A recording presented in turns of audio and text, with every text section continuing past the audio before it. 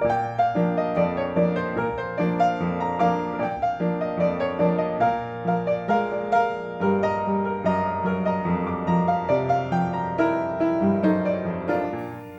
back to Session 5 of Ripped from the Headlines, the chaos of Judges and the chaos of today. As we've seen, the book of Judges describes a really chaotic time in the history of Israel. But it can feel sort of familiar to us because our day feels a little chaotic as well. In fact, as we've seen, these accounts from Judges can seem as if they are ripped from today's headlines. And so we're reading them in order to listen for God's word amidst the events of our own day. And one really disturbing reality today is the sharp rise in violence. A lot of it is verbal, whether spoken or typed from those safely hiding behind their keyboards. But from public meetings to family gatherings, it seems to be harder and harder to find civil conversation. And the worst offender, of course, is the internet. From comments on articles to the sewer that is Twitter. In fact, it's almost humorous that people in the public eye feel compelled to post tweets, but then get eaten alive when they do. But of course, there's also way too much physical violence. I mean, many major cities are just plagued by shootings and stabbings and beatings. Altercations quickly escalate, although too many of the attacks are simply random. And it can start to feel as if danger is lurking around every corner, every second of the day. Well, that sad feature of modern life provides a fitting context for studying the last named judge in the book of Judges, Samson. So what comes to mind when you hear the name Samson? Most likely it's his incredible strength, along with great hair, and his betrayal by Delilah. Both of those characteristics point to Samson's irresponsible behavior. He was richly blessed by God with great good looks and enormous strength. He was the only one of the judges chosen by God even before he was conceived. But Samson mostly used those gifts in the worst possible way. Not least, his hair-trigger temper kicked off all sorts of violence and cycles of revenge. In fact, Samson might be seen as the least likely of all the judges. And with this crew, that's saying something. Well, Samson's story is told in Judges chapters 13 through 16. It's a fascinating, rollicking story, but way too much to cover in detail in this time. I'm going to try to hit the highlights, but be sure to read all of it when you can. Well, as the story begins in Judges chapter 13, it tells us Samson's special prophetic conception and birth. It starts out with a repeated pattern. Israel turned away again from the Lord to the idols, and so it's time for a new judge. God had given them over this time to the Philistines, who were a fierce warrior people to the southwest of Israel that had invaded the land coming across the Mediterranean Sea. And they had ruled Israel for 40 years when God stepped in with Samson's life. His conception also follows a repeated pattern in the Bible. From Sarah to Rebekah to Elizabeth, God chose a barren woman to be Samson's mother. Now, we don't know her name. It's not given in the book of Judges, but his father was named Manoah. And this unusual birth is a clear signal that God has a special purpose in mind for Samson. If you have your Bibles open to Judges 13, you'll see in verses 3 to 5 that there are two key announcements about Samson's life. First, he was to be a Nazarite, dedicated to the Lord all his life. Now, Nazarite vows are described back in the book of Numbers. They were normally temporary and voluntary, but not for Samson. He was to be dedicated to the Lord all his life long. And the Nazarites were put under three particular vows. They were to have no wine or strong drink. They were not to cut their hair for the duration of the vow. And they were to have no contact with anything dead bodies or corpses. Well, in the course of his life, Samson brazenly violated all three of those Nazarite vows. And yet, the second announcement that comes here right at the beginning is that God said Samson would begin to deliver Israel from the hands of the Philistines. So all in all, this is a very auspicious beginning to Samson's story. He's a man who held great promise. But then Judges 14 begins on a much less positive note. Now we see Samson as a young adult. And he's demanding from his parents that he marry a Philistine woman. I mean, seriously? Doesn't exactly fit with his call to deliver Israel from the Philistines. But this also begins a pattern of Samson's ignorance or disregard of God's calling on his life. But worse even than that, the adult Samson comes off as whiny and childish, arrogant and spoiled. Now, if you look in verse 4, the author appears to try to put the best interpretation on Samson's behavior. But you have to wonder, is this true? Is this kind of behavior actually driven by the Lord? Or is that just an excuse? I mean, as readers, we hope God is in charge, but you have to wonder, how's God going to make use of this guy? Well, two important events follow in Judges 14. First, Samson encounters a lion and kills it with his bare hands. This is the first hint, actually, that Samson had such extraordinary strength. That wasn't one of the promises that God's angel made to his mother before he was born. But again, the author notes that it came when the Spirit of the Lord fell upon him. And yet, as impressive as this feat was, it also raises another troubling note. Samson violated his Nazarite vow not to touch anything dead or any corpse. And worse even than that, he later turns back to look at the corpse again. And the text doesn't say why he does that, but it describes it in great detail. And when he goes back to the corpse, he discovers that bees had built a hive in it. And so he digs honey out from the corpse of this lion with his hand and eats it.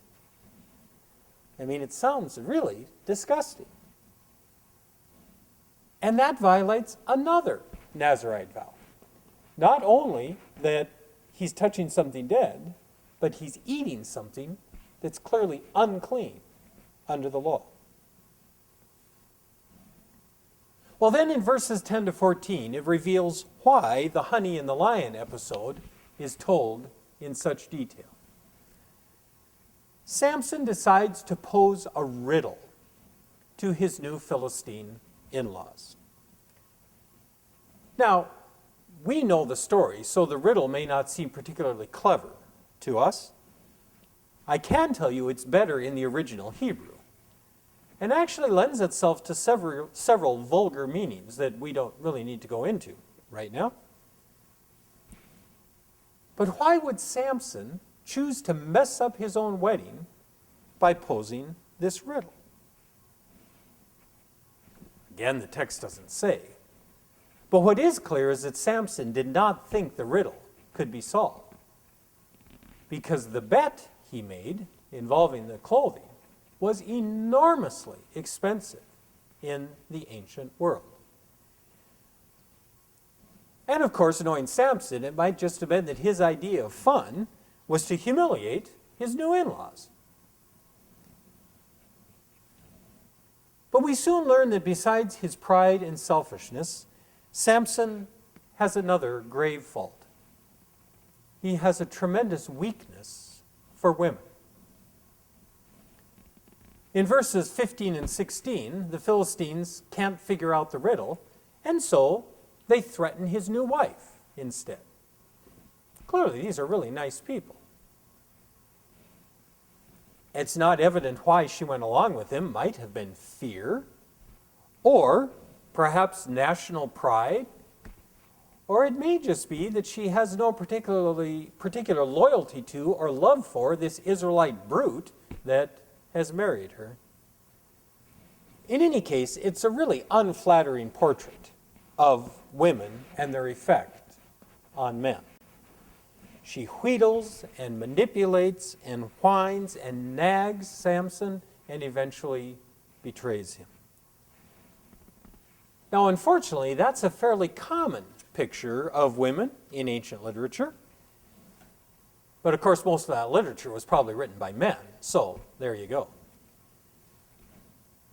But clearly, Samson's character is nowhere near as strong as his physical body. He put his pride and safety at stake just to stop her nagging. And worse yet, he put her off until the wedding feast was nearly over. And then at the last minute gives in just to get her to stop nagging. So at the last minute, the Philistines get the answer to the riddle. And in verse 18, as they pose it to Samson in the form of a question, the language they used strongly hinted that they had learned the answer from his wife, pointed to her betrayal of Samson. And he picked up on that and reacted with fury. And Samson's response back to them is really crude. I don't really dare go into that here. Just note that calling his wife a heifer is probably offense enough at this point.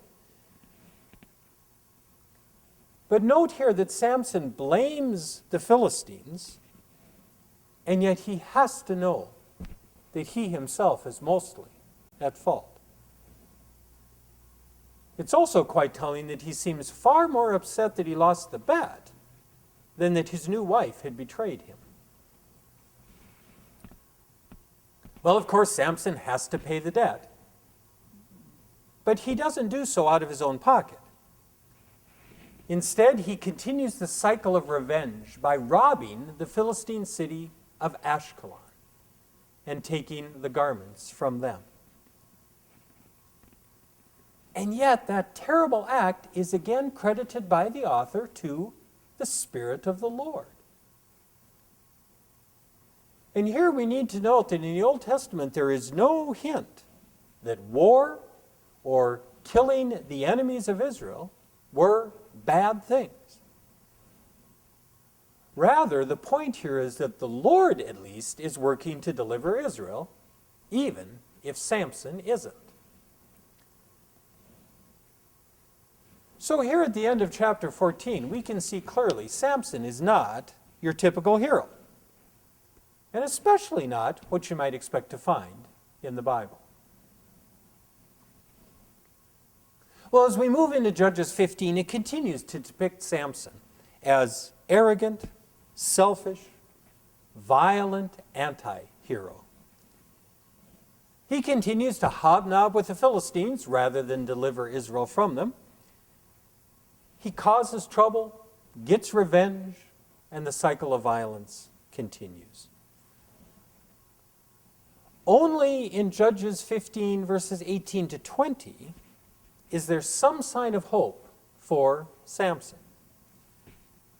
Dying of thirst, he actually calls on God to help him. It's the first time in the whole account that Samson has called on God in any way. Plus, he actually credits the Lord with giving him this one victory. I mean, Judges 15, verse 20 is the first mention that Samson even was a judge in Israel. The only indication anywhere that he actually exercised some leadership in Israel. So as the readers were wondering, is he starting to grow up a little bit? Is there some hope for Samson?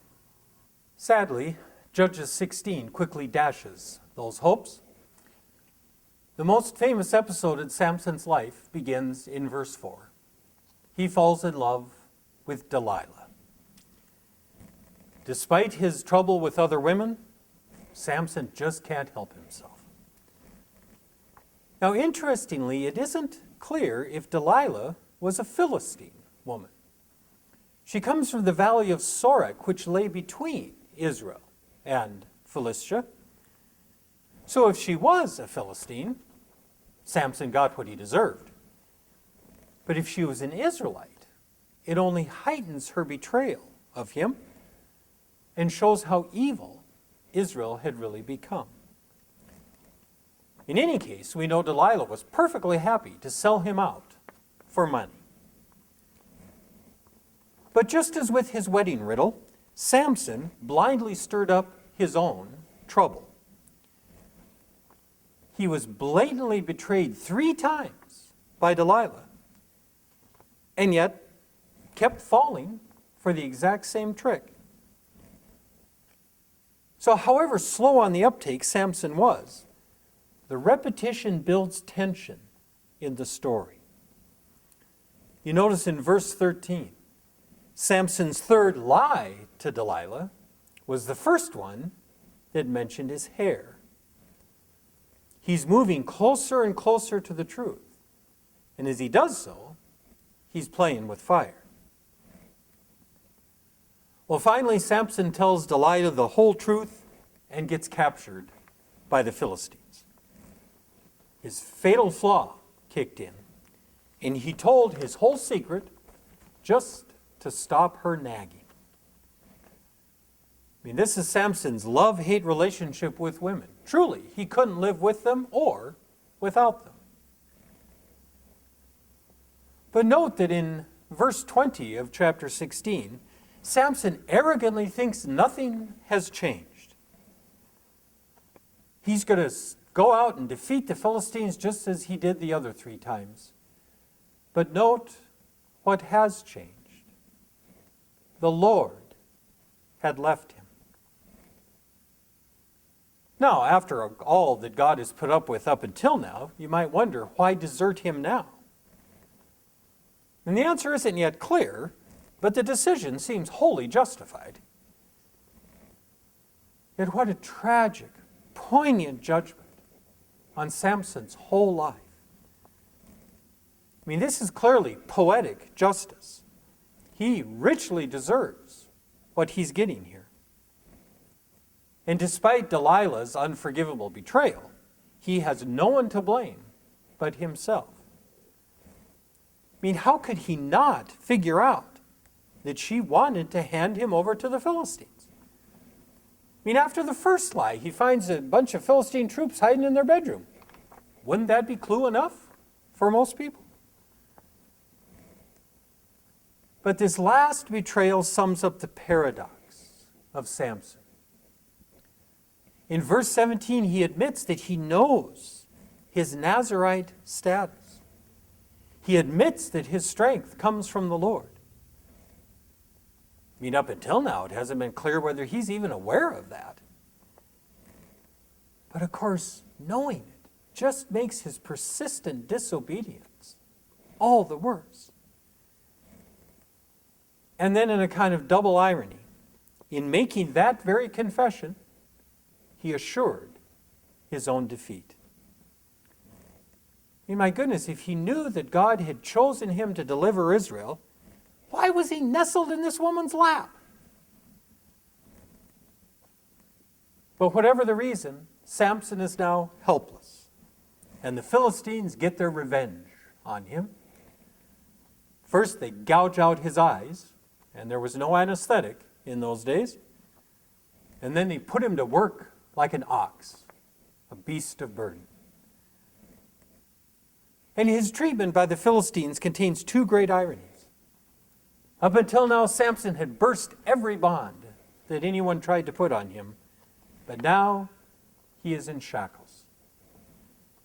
And secondly, he's taken to the city of Gaza. Back in chapter 15, he had torn the gates off the city and carried them away. But now he can't leave even through an open door. Well, it seems as if Samson's story has hit a tragic dead end. But the scholar James Crenshaw has called chapter 16, verse 22, one of those pregnant sentences that is the mark of genius.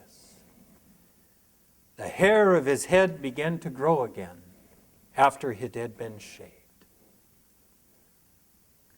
And with that, we recognize that the Philistines had become overconfident.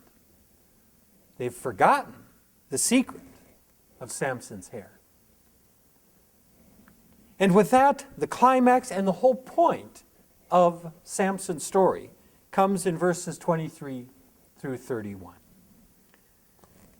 We see Samson not just defeated by the Philistines, but publicly humiliated.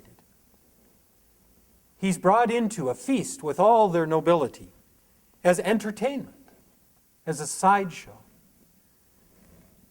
And the ridicule that's heaped on him contrasts bitterly with the pride and the arrogance that he has shown throughout his life. But Samson has one last act of revenge to conclude the cycle. In an astonishing display of strength, he leans against two pillars, no doubt much bigger than this one, and brings the entire temple down on the Philistines. And in verse 30, the author says, those he killed at his death were more than those he had killed during his life. And again, there's no moral judgment on that. The Philistines were enemies of Israel and of God. And so the supreme irony of this last suicidal act is that finally Samson did his job as a judge. But it cost him his life. But still, we might ask, what made this final killing more appropriate, more in service to God than all the earlier ones?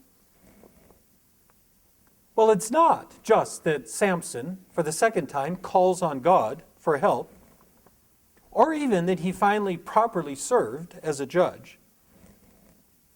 I mean, his prayer to God simply proves what was always true of his strength. It was God, not his hair, that was always the real source of his power. But the end of Samson's life proclaims that truth in a much larger way.